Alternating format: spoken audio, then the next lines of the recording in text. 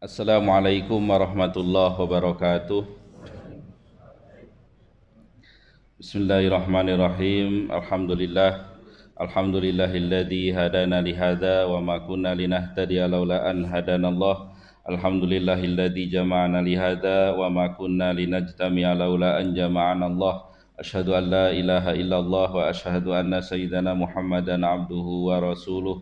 Allahumma salli wa sallim ala sayyidina Muhammad wa ala alihi wa ashabihi ajmain. Amma ba'du. Hadirin kaum muslimin rahimakumullah. Alhamdulillah, puji dan syukur kita panjatkan kehadirat Allah Subhanahu wa taala atas karunia nikmatnya kita telah bisa melaksanakan sholat subuh dengan berjamaah, dilanjutkan dengan kajian. Mudah-mudahan segala amal ibadah yang kita laksanakan senantiasa diterima oleh Allah Subhanahu wa taala. Amin ya rabbal alamin. Salawat dan salam semoga tetap tercurah atas Nabi kita, Nabi besar Muhammad sallallahu alaihi wasallam. Hadirin kaum muslimin rahimakumullah. Kajian kita pada pagi hari ini membaca kitab Awwalu Marrah At-Tadabburul Quran. Kalau terjemah letterlocknya, pertama kalinya saya mentadabburi Al-Quran.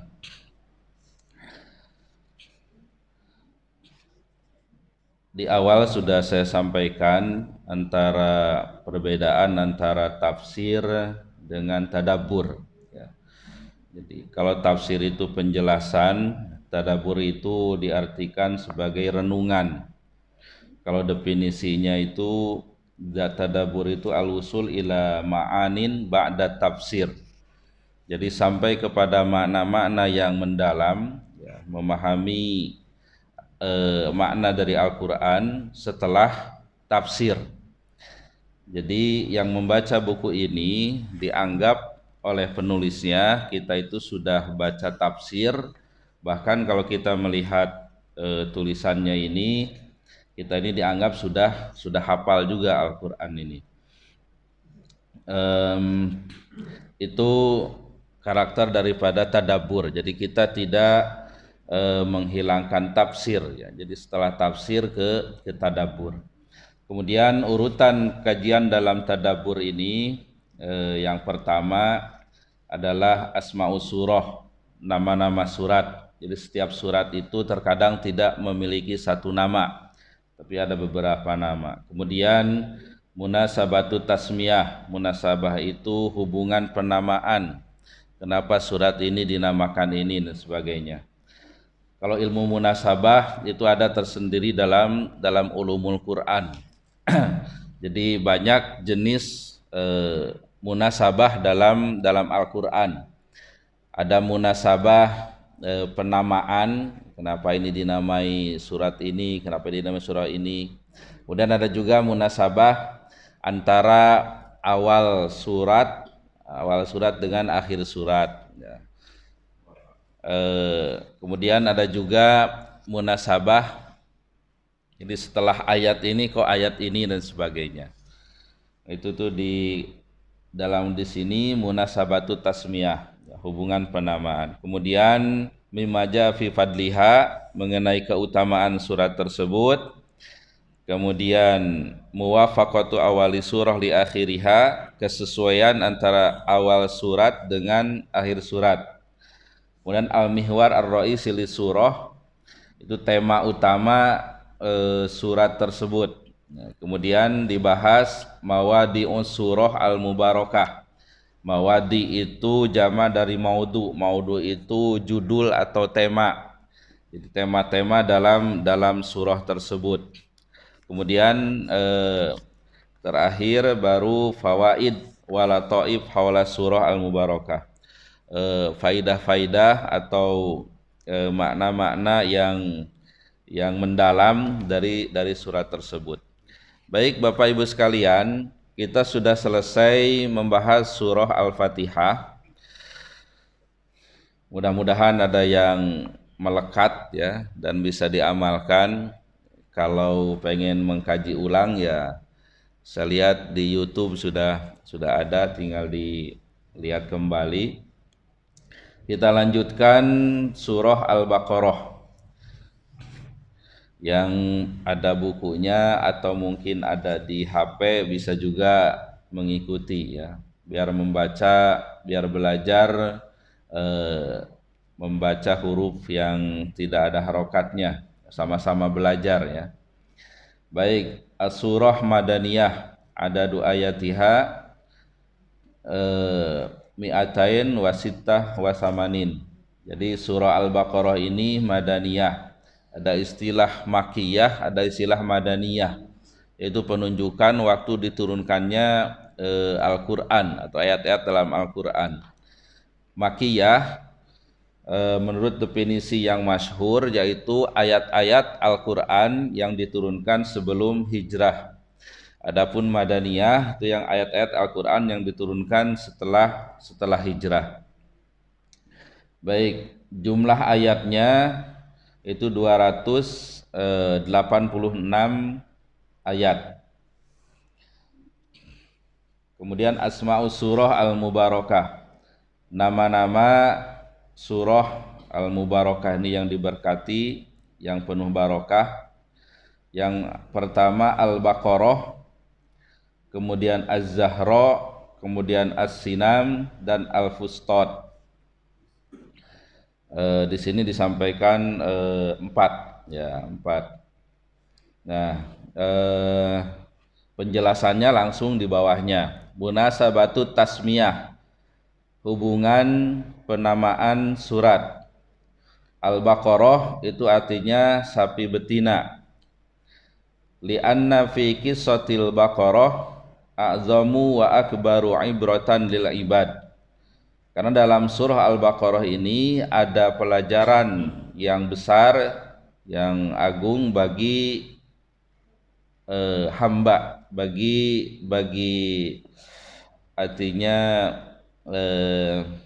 ya, hamba Allah Subhanahu wa taala ya. Wahia ibrah tersebut, pelajaran tersebut, wujubul inqiyadi wal istislam, wajibnya menundukkan dan menyerahkan diri li awamirillah, menyerahkan diri li awamirillah terhadap perintah-perintah Allah, duna talakau au takallafu. Tanpa talakau itu artinya abtau itu lambat, au takallafu itu takalluf, mempersulit diri. Bapak Ibu sekalian,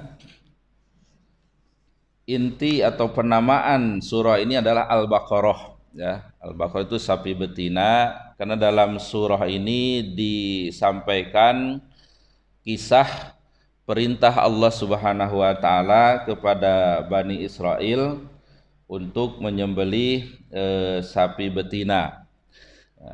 Dalam kisahnya ada seseorang yang meninggal dunia saat itu, kemudian Bani Israel ini bertengkar siapa yang membunuh orang tersebut gitu. Kemudian melalui Nabi Musa alaihi salam, Allah memerintahkan Bani Israel ini menyembelih sapi betina. Ayatnya, a'udzubillahi minasyaitonirrajim.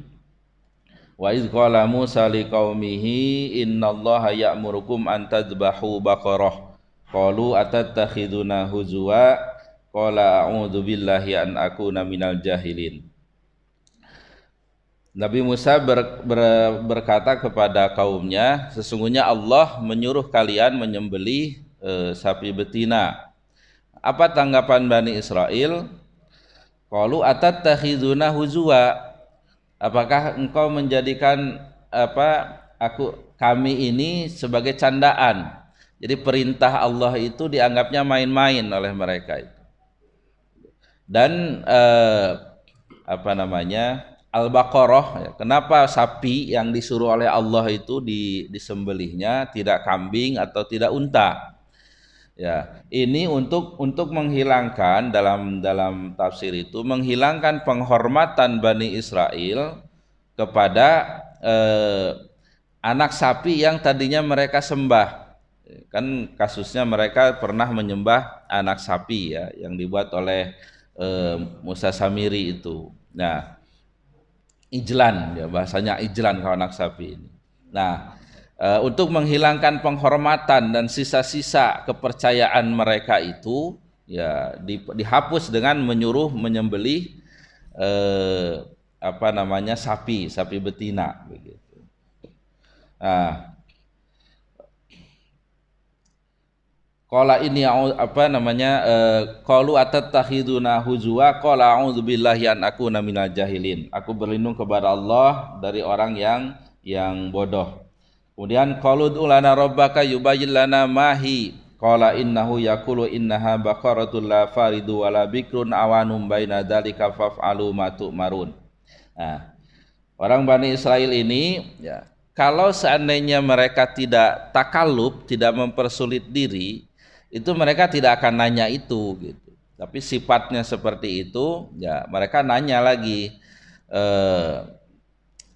Mereka mengatakan ud'ulana rabbak, ya berdoalah, memintalah kepada Tuhanmu untuk menjelaskan kepada kami seperti apa sapi itu. Ya, akhirnya dijelaskan bahwa Allah berfirman la faridu wala bikr, tidak tua tidak juga muda, tapi sapi yang usianya pertengahan gitu. Nah, kemudian ditanyakan juga qalu ulana rabbaka yubayyilana ma launuha qala innahu yaqulu innaha baqaratun safra'u faqiul launuha tasurrun nadirin. Nah, Bani Israil bertanya lagi, apa warnanya? Warna sapi itu safra'u faqiul launuha. Warnanya menurut firman Allah kuning tua, ya, warnanya kuning tua, tasurrun nazirin, di mana orang-orang yang melihat itu merasa senang gitu. Jadi ada warna-warna yang mungkin dalam sapi itu orang melihat itu senang gitu. Nah, tidak cukup itu, bertanya lagi, qalu ulana rabbaka yubayyilana ma hiya innal baqarata tashabaha alaina wa inna insyaallah la muhtadun. Qala innahu yaqulu innaha baqaratul la zalulun tusirul arda wala taskil harsa musallamatul la syiyata fiha. Qalul ana ji'ta bil haqqi fadzabahuha wa ma kadu yaf'alun. Bertanya lagi, belum jelas juga ini sapinya seperti apa. Akhirnya dijelaskan bahwa sapi itu belum pernah dipakai untuk mengambil air, untuk membajak sawah. Kemudian musallamatul la syiyata fiha, sehat, tidak ada belang itu. Jadi sangat sulit sekali, sehingga di ayat tersebut wa makadu yaqulun, hampir mereka itu tidak bisa mengerjakannya, mencari sapi tersebut karena sulitnya. Padahal kalaulah mau, mereka tidak banyak bertanya-tanya, ya sapi sembarangan aja tinggal dipotong begitu. Allah nyuruh motongnya sapi begitu. Nah, ini gambaran umat yang artinya talakkau wa takallaf, ya. Jadi mempersulit diri begitu. Nah, kita tidak boleh seperti itu ya dalam penghambaan kepada Allah Subhanahu wa taala.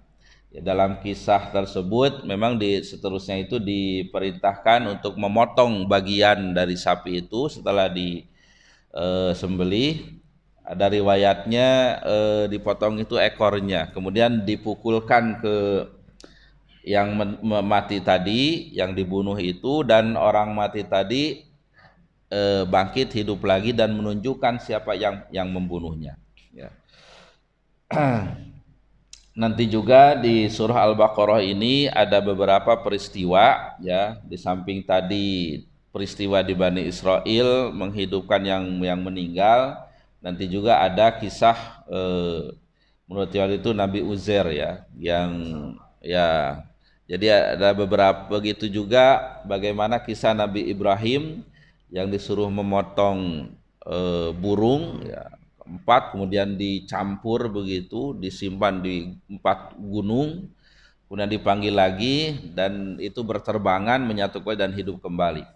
Ya, nanti insya Allah ada hikmahnya di Al-Baqarah ini, banyak ada beberapa cerita tentang menghidupkan makhluk yang sudah sudah meninggal dunia.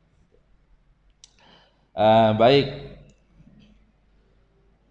sekali lagi ya, Al-Baqarah ini kesimpulannya kewajiban taat dan menyerahkan diri terhadap perintah-perintah Allah itu tanpa memperlambat dan tanpa mempersulit diri. Begitu. Baik, selanjutnya nama yang kedua Az-Zahra. Az-Zahra itu lugatan al-mudiah. Secara bahasa yaitu yang bersinar, yang bercahaya. Wa summiyat kadzalika li'annaha tuniru tariqal hidayah fid dunya wal akhirah. Dinamai al-mudiah karena Al-Baqarah ini menyinari jalan hidayah, jalan petunjuk di dunia dan akhirat. Dan as-sinam lugatan a'lama fi syai' makanan wa makanatan. Sesuatu yang paling tinggi dari sesuatu begitu. A'lama fi syai'. Jadi sesuatu yang tempatnya itu paling tinggi dalam sesuatu tersebut gitu. Atau bisa diartikan puncak begitu, puncak. Ya, yuqalu sinamul jamal, dikatakan sinamul jamal itu puncaknya unta. Itu artinya punuk unta, ai a'la dhahril jamal. Yaitu punggung unta yang paling atasnya, ya, punuknya itu. Kemudian wasinamul qaum, ada juga istilah sinamul qaum itu syarifuhum. Jadi sinamul qaum itu puncak atau orang yang paling tinggi di sebuah kaum itu syarifuhum, yaitu yang mulia di antara kaum tersebut. Wa suratul Baqarah aksaru suratan warada fiha tafsilul manhaj ar-rabbani lil ummah. Dalam surah Al-Baqarah merupakan surat yang paling banyak warada fiha itu artinya asal arti warada itu datang gitu. Jadi yang ada di surah tersebut merinci ya manhaj rabbani. Manhaj itu kemarin sudah disampaikan sistem atau aturan-aturan dari Allah Subhanahu wa taala lil ummah, bagi umat manusia. Fahiya bimasabatis sinam bin nisbah lil Quran. Oleh karena banyaknya merinci aturan-aturan dari Allah Subhanahu wa taala itu bimasabatis sinam bin nisbah lil Quran, seakan-akan puncak ya, ketika dikaitkan dengan Al-Qur'an. Jadi karena banyak aturan-aturan Allah dalam surah ini sehingga disebut sinam. Jadi sinamul Quran. Baik, kemudian ada juga al-fustat. Al-fustat itu lugatan al-khimah. Al-khimah itu tenda, ya, tenda besar.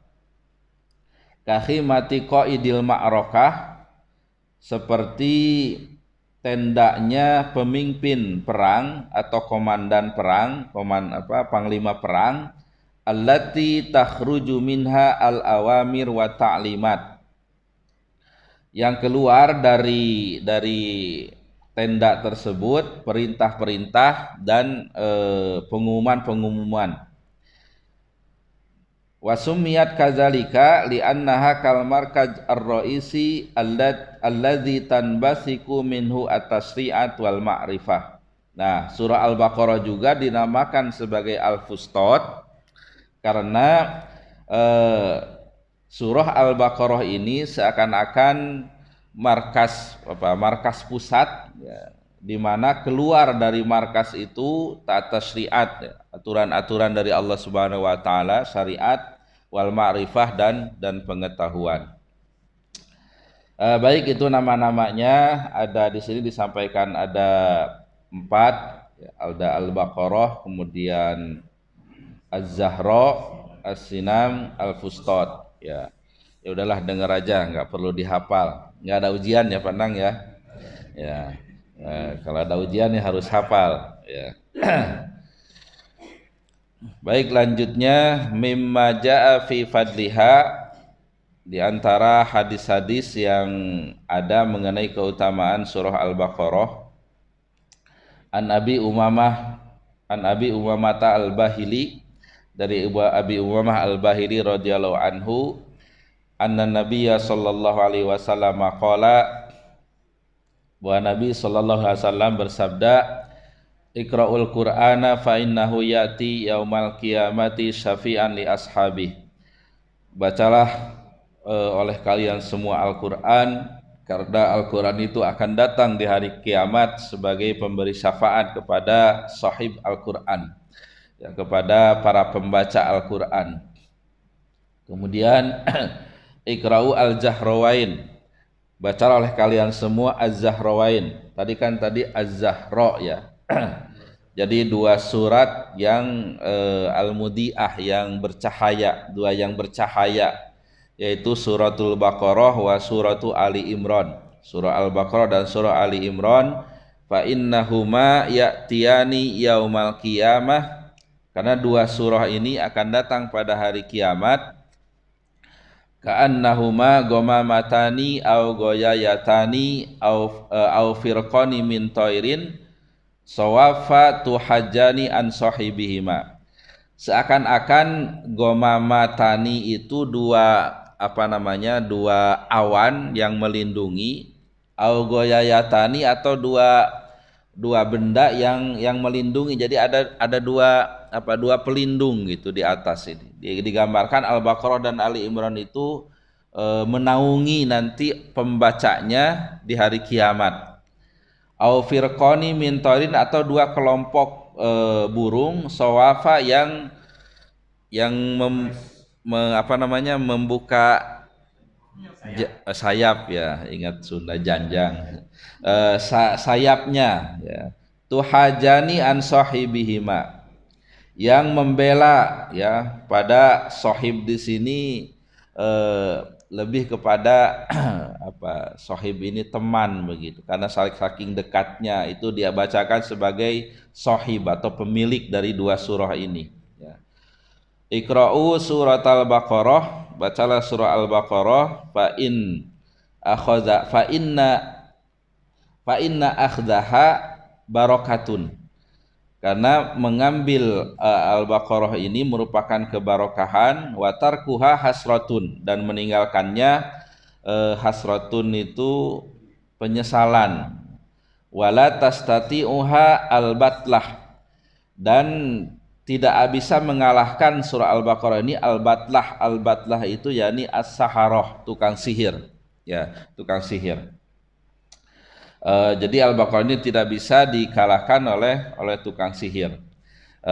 Banyak pelajaran dari hadis ini, diantaranya kita mengulang lagi secara umum bahwa Al-Quran itu akan datang di hari kiamat pemberi syafaat kepada sahibnya, kepada ahlul Quran, ya. Kalau dalam hadis lain, innal Qur'ana syafin musyafi wal mahilul musaddiq faman ja'alahu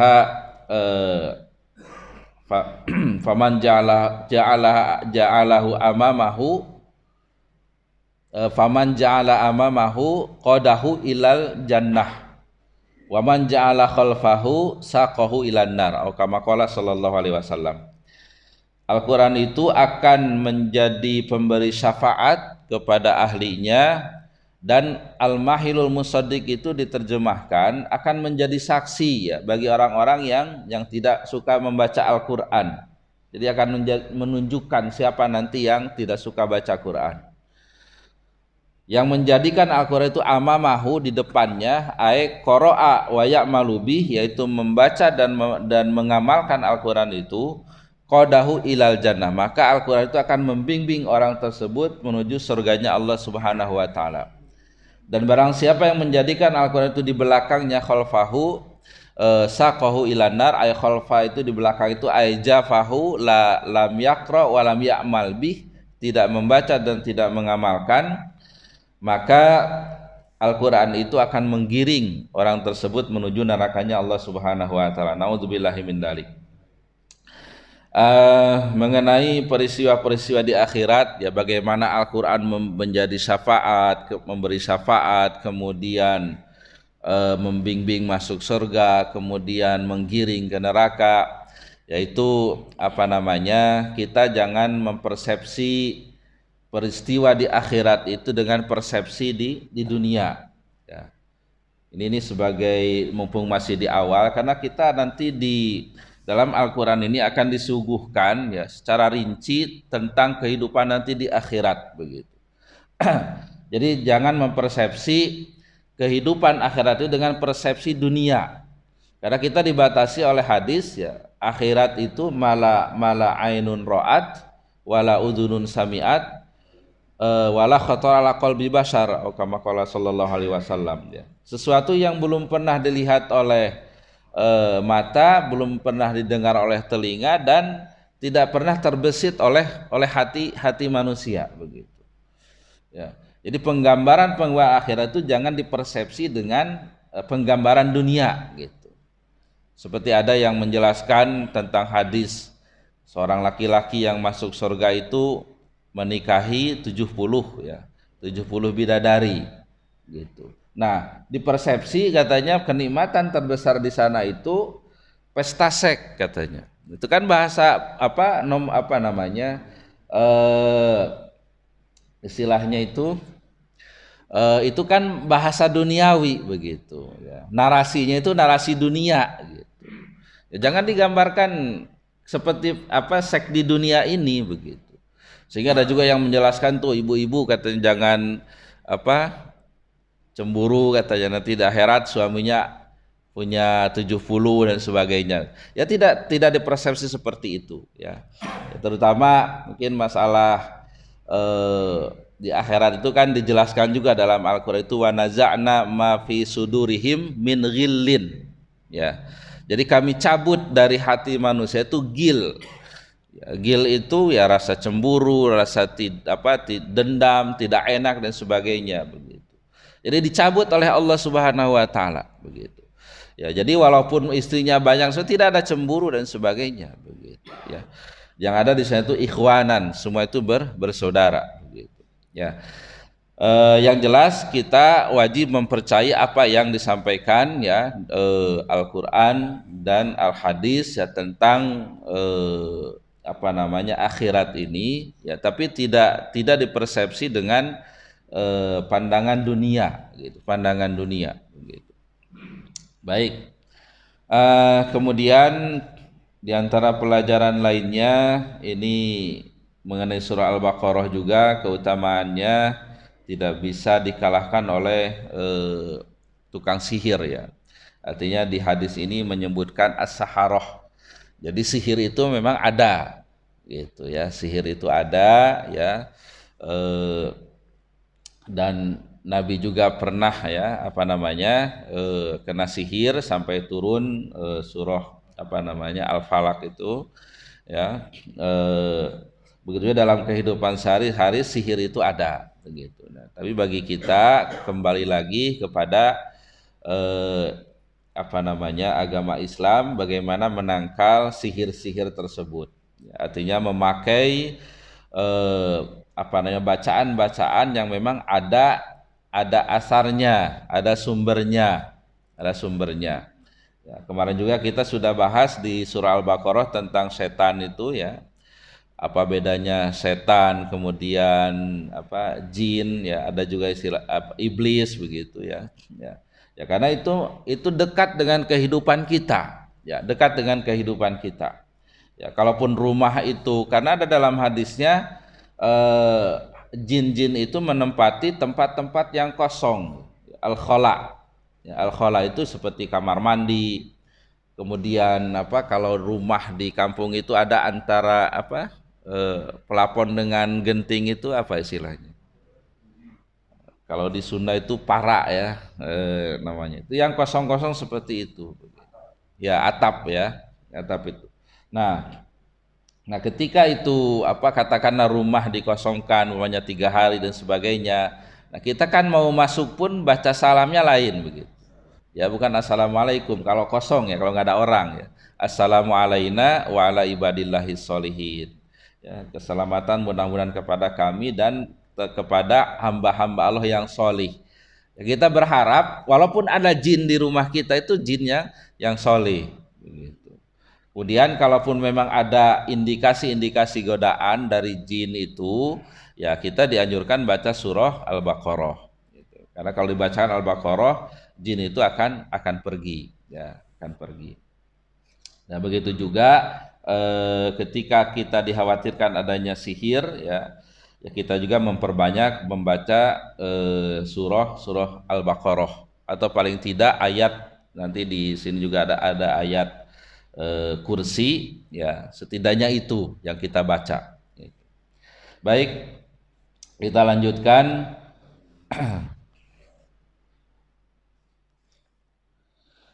Wa mimma jaa fi fadli ayatil kursi. Kemudian ada hadis yang menjelaskan keutamaan ayat kursi. Afdalu ayatin fi kitabillah. Jadi ayat kursi ini merupakan ayat yang paling utama di dalam kitab Allah, di dalam Al-Qur'an. Rawahu Muslim min hadis Ubay bin Ka'ab. Riwayat Muslim dari hadis Ubay bin Ka'ab.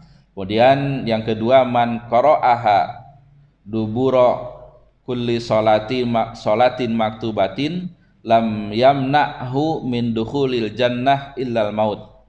Barang siapa yang membaca ayat kursi setelah sholat, setelah dubura kulli salat itu setelah selesai setiap sholat al-maktubah itu yang wajib, maka tidak ada yang mencegahnya untuk masuk surga kecuali kematian. Ya, jadi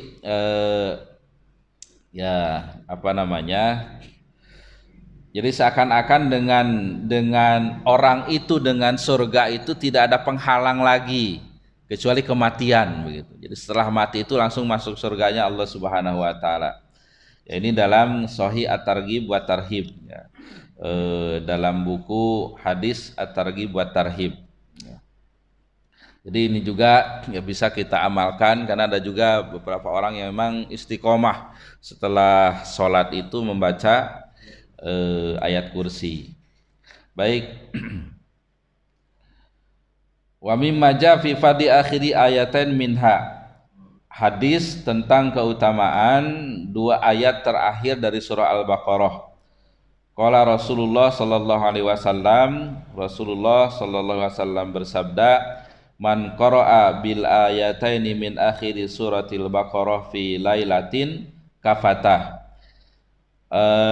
Siapa membaca dua ayat terakhir surah Al-Baqarah pada waktu malam hari, kafatah. Kafatah itu asal artinya kafat itu cukuplah bagi orang tersebut. Yaitu ayatnya dari Al-Manar Rasul dan seterusnya. Ibnu Hajar menjelaskan dalam Fathul Bari mengenai hadis ini, kafatahu syarrul insi wal jinni. Jadi cukup menjaga dia dari kejelekan manusia dan jin. Ya.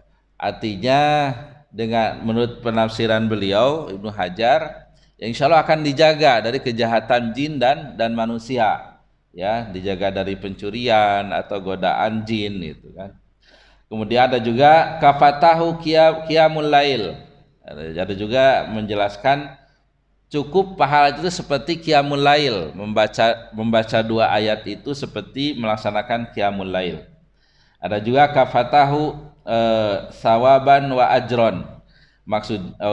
Ini penjelasan dari qiyamul lail itu sawaban wa ajron. Jadi pahala dan upahnya itu sama dengan qiyamul lail. Itu jadi sebelum tidur itu ya silakan membaca di samping ayat kursi, ya, Al-Fatihah, Al-Ikhlas, kemudian Al-Falaq, An-Nas, ya.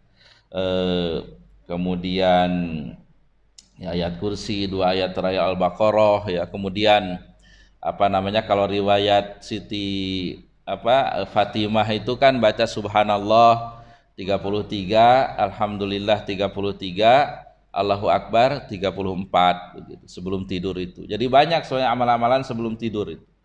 Ya, termasuk doa-doanya juga yang banyak yang panjang-panjang. Ya, bukan saja bismika Allahumma ahya wa bismika amut. Dulu pernah saya sampaikan di sini ada dalam hadis bismika rabbi wa da'tu jambi wa bika arfa'u in amsakta nafsi farhamha wa in arsaltaha fahfadha bima tahfadu bihi ibadakas solihin.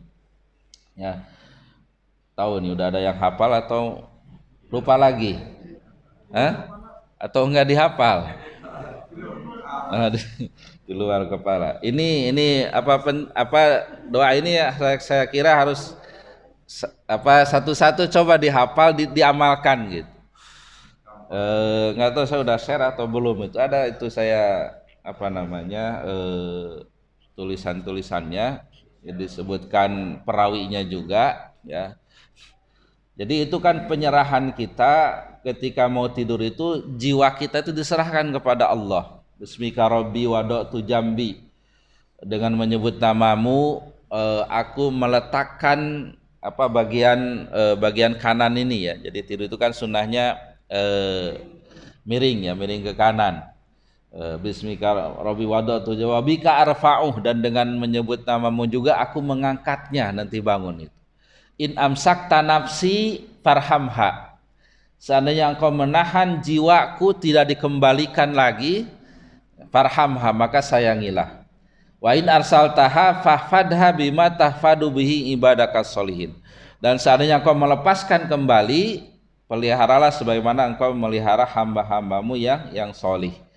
Ini kan penjabaran dari ayat di surah Az-Zumar ya, bahwa tidur itu Allahu yatawaffal anfusa hina mautiha wallati lam tamut fi manamiha fayumsikul lati qada 'alaihal mauta wa yursilal ukhra ila ajalin musamma. Itu.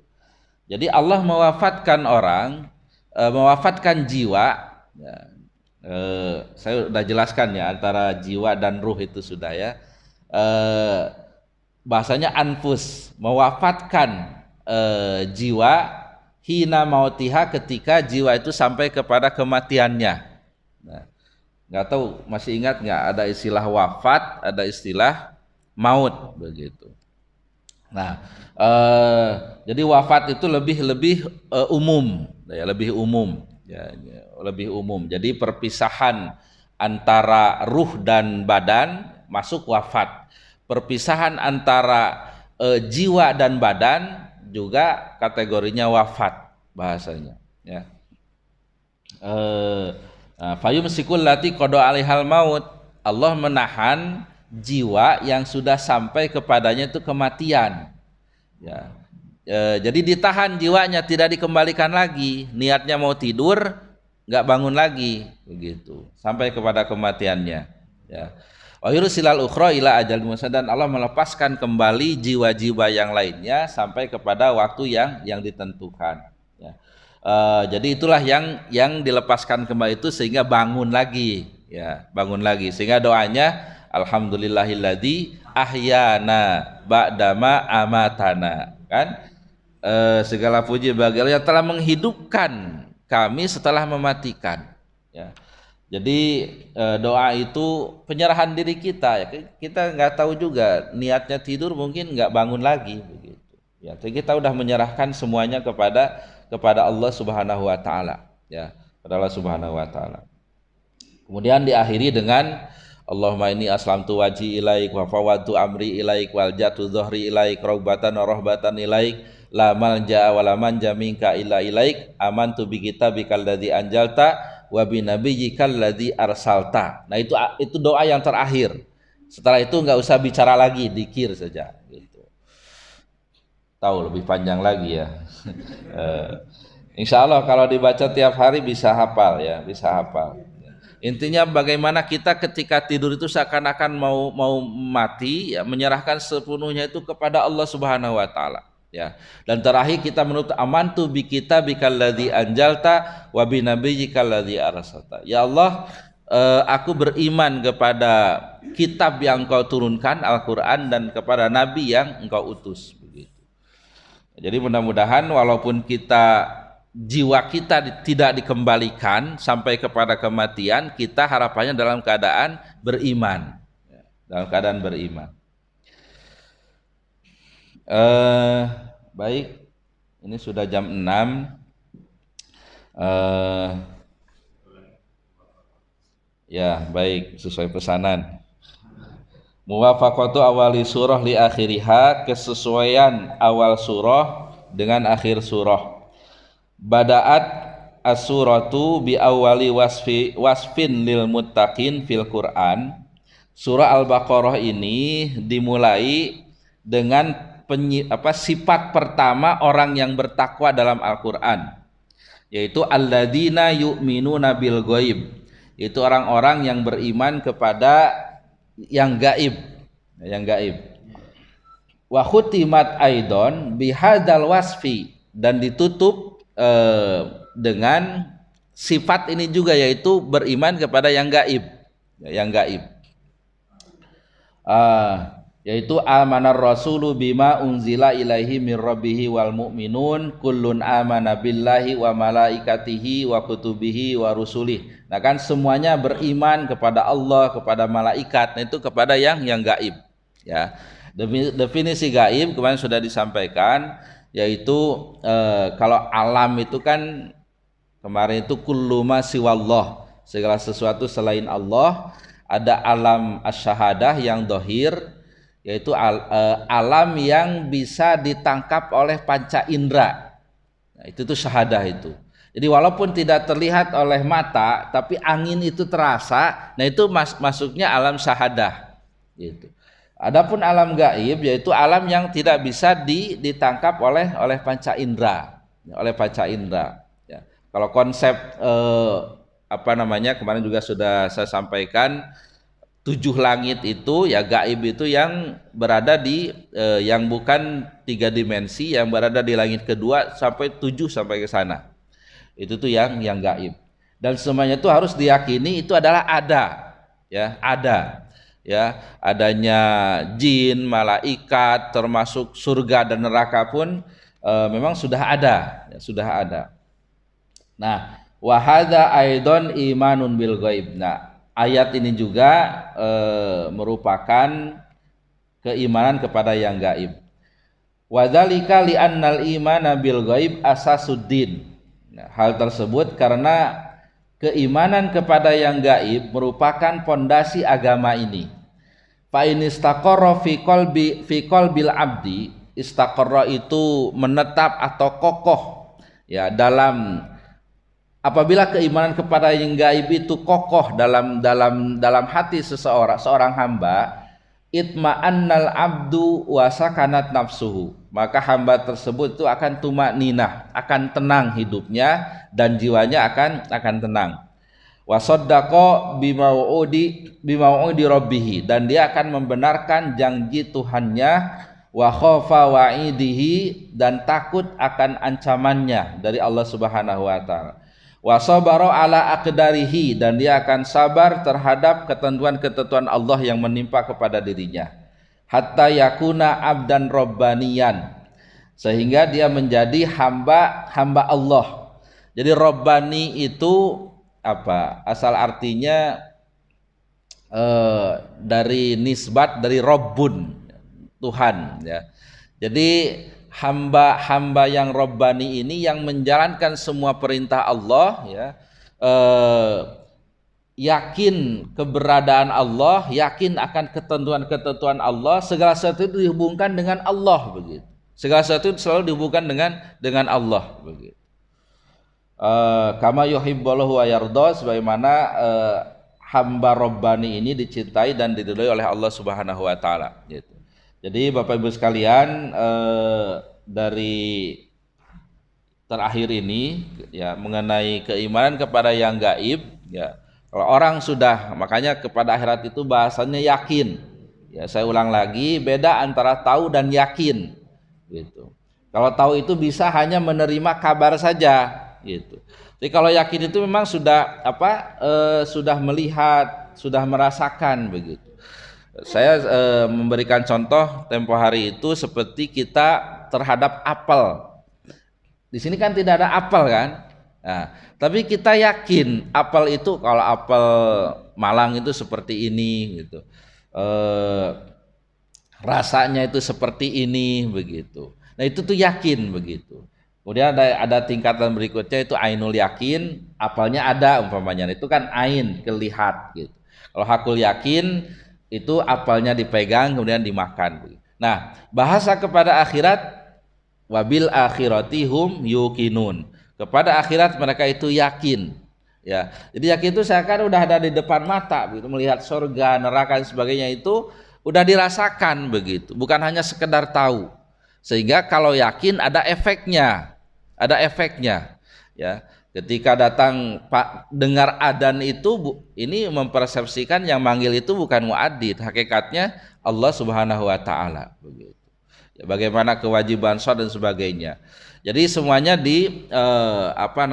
dihubungkan dengan Allah Subhanahu wa taala. Begitu juga ketika dirinya ditimpa musibah dan sebagainya, ya selalu ingat ya, ini adalah dari Allah Subhanahu wa taala, dan itu yang terbaik untuk dirinya, untuk diri kita. Ya, sehingga apapun yang menimpa kita, selalu dia itu membaca alhamdulillah. Kemarin sudah kita bahas Abdullu ibadillah alhammadun, ya. Seutama-utama hamba Allah itu yang hamad, yang selalu memuji Allah. Apapun yang menimpanya, dia baca alhamdulillah, memuji Allah.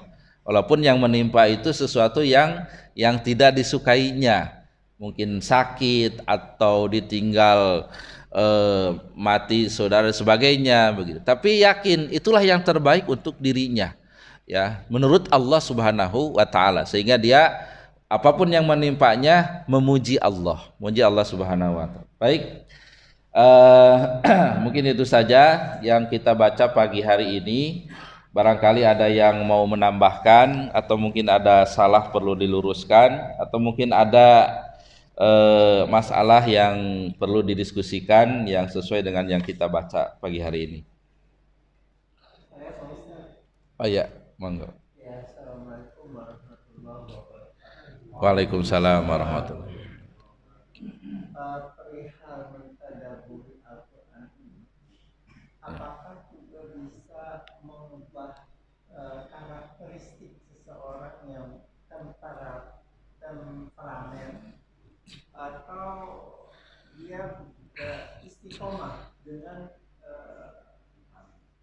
temperamennya itu? Iya. Karena sifat manusia ya contohnya dalam kepengurusan masjid kan ada orang yang mempersulit atau ngeyel, padahal kan dia mentadaburi setidaknya hadir dalam majelis taklim.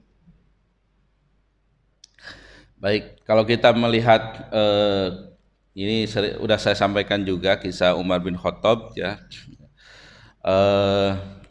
Mengenai tadabbur ini kan ayatnya afala yatadabbaruna al-Qur'ana am ala qulubin aqfaluha. Apakah mereka tidak mentadabburi, tidak merenungi Al-Qur'an, atau dalam hatinya ada kunci penutup, ada yang menutup hatinya begitu. Nah, salah satu contoh dalam sejarah yang dengan mentadabburi Al-Qur'an menjadi baik itu yaitu Umar bin Khattab. Ya, beliau wasilahnya mendengarkan ayat-ayat Al-Qur'an ya dalam surah Thaha itu, sehingga beliau masuk Islam, ya, masuk Islam. Jadi yang tadinya ya, dan masuknya Islam itu jelas merubah ya berbagai macam karakter sifat yang tidak baik dari Umar itu ya. Yang tadinya membenci Nabi menjadi cinta kepada Nabi begitu ya.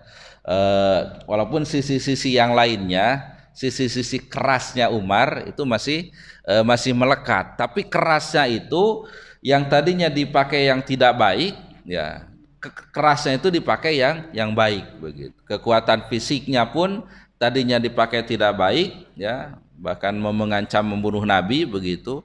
Dan kalau kita melihat sejarah itu, ketika mau yang datang itu Umar, maka yang siap-siap itu adalah Hamzah begitu. sama-sama pendekar juga gitu. Tapi ternyata Al-Quran ya dengan mentadaburi maknanya telah merubah Umar itu ya, yang tadinya ya kerasnya itu kepada yang tidak baik ya menjadi yang baik begitu. Jadi itu pengaruh tadabur Al-Quran ya. Mungkin itu Pak.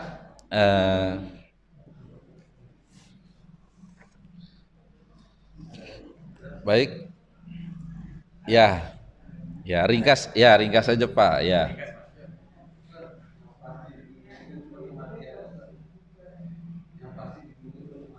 Ya, ya,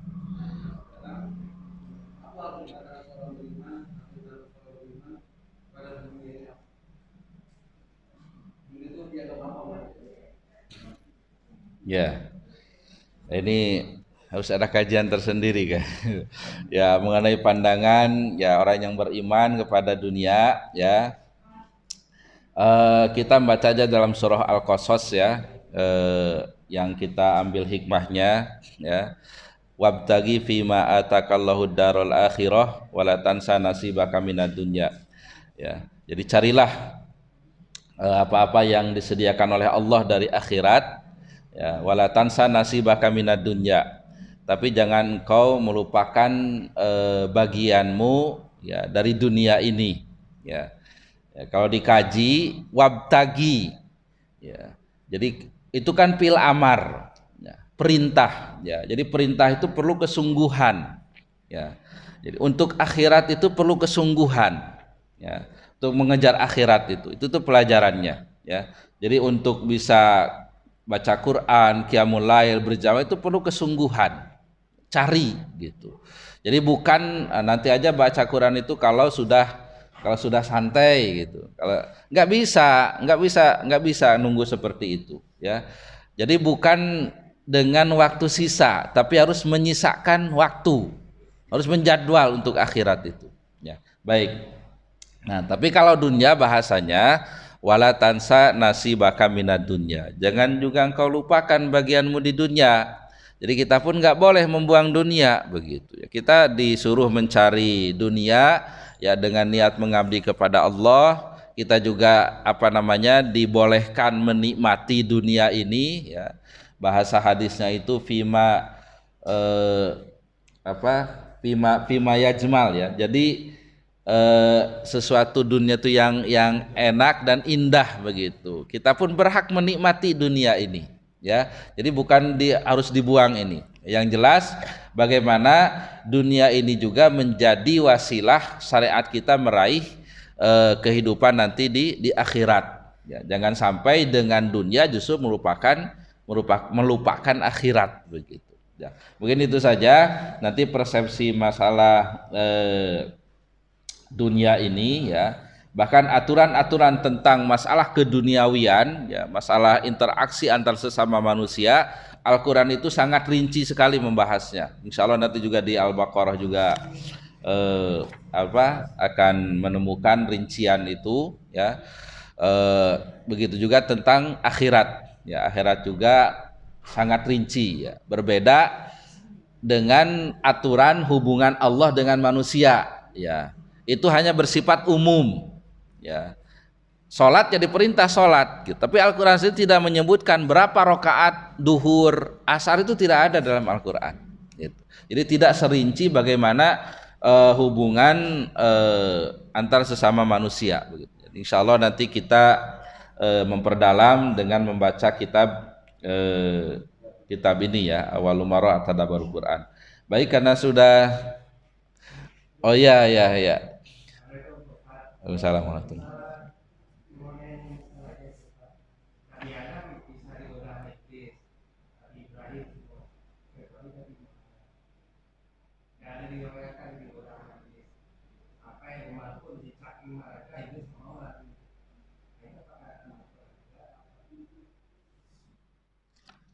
Ya, bahasanya itu setan itu lari dari Umar itu ya. Bahasanya itu setan. Ya, ketemu aja nggak berani ya. Ya, memang kemarin kan sudah kita bahas ya. Jadi setan itu tidak apa namanya, tidak bisa menggoda orang yang illa ibadaka minhumul mukhlasin ya, yang ikhlas. Ya, itu kan salah satunya ya. Yang ikhlas itu tidak bisa digoda oleh setan ya. Nah, kenapa orang yang ikhlas nggak bisa digoda oleh setan? Dia tidak punya kepentingan begitu. Dia tidak punya kepentingan. Semua yang dikerjakannya itu semata-mata lillah, semata-mata karena Allah Subhanahu wa taala begitu. Ya. Eh, itu tuh salah satu hikmahnya. Itu pelajaran bagi kita.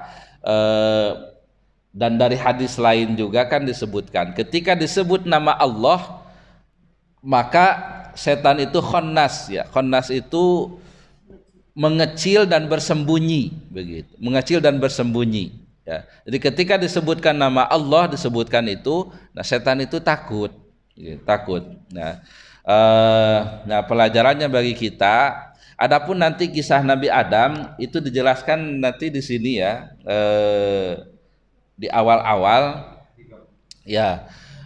Nanti ada istikhlaf bahasanya di sini, ini kepemimpinan Nabi Adam, kepemimpinan Bani Israel, kepemimpinan Nabi Ibrahim gitu.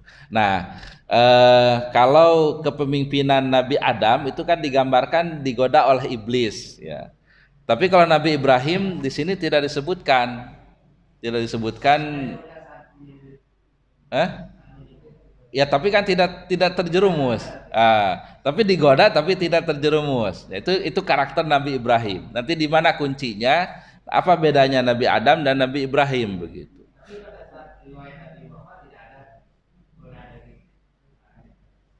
Enggak, semua ada godaannya gitu. Cuman eh, bagaimana apa namanya, bahkan setiap manusia itu ada korinnya kan, ada hadisnya itu, termasuk Nabi Nabi Muhammad Shallallahu Alaihi Wasallam itu punya korin juga jin, tapi dia selalu menunjukkan kepada kebaikan katanya gitu. Jadi semua digoda oleh setan ini. Cuman nah, bagaimana kita menghadapi godaan ini? Salah satunya memperbanyak dzikir ya, mengingat Allah Subhanahu wa taala. Ketika itu insya Allah kita dilindungi dari godaan setan. Yang kedua, mengikhlaskan semua yang kita kerjakan itu semata-mata karena Allah Subhanahu wa taala ya. Baik, insya Allah rinciannya apa, perbedaan Nabi Adam dan Nabi Ibrahim ya di episode berikutnya insya Allah biidznillah. Baik, kita akhiri saja dengan baca doa kafaratul majlis. Subhanakallahumma bihamdika asyhadu an la ilaha illa anta astaghfiruka wa atubu ilaik. Alhamdulillahirabbil alamin. Mohon maaf atas segala kekurangan. Assalamualaikum warahmatullahi wabarakatuh.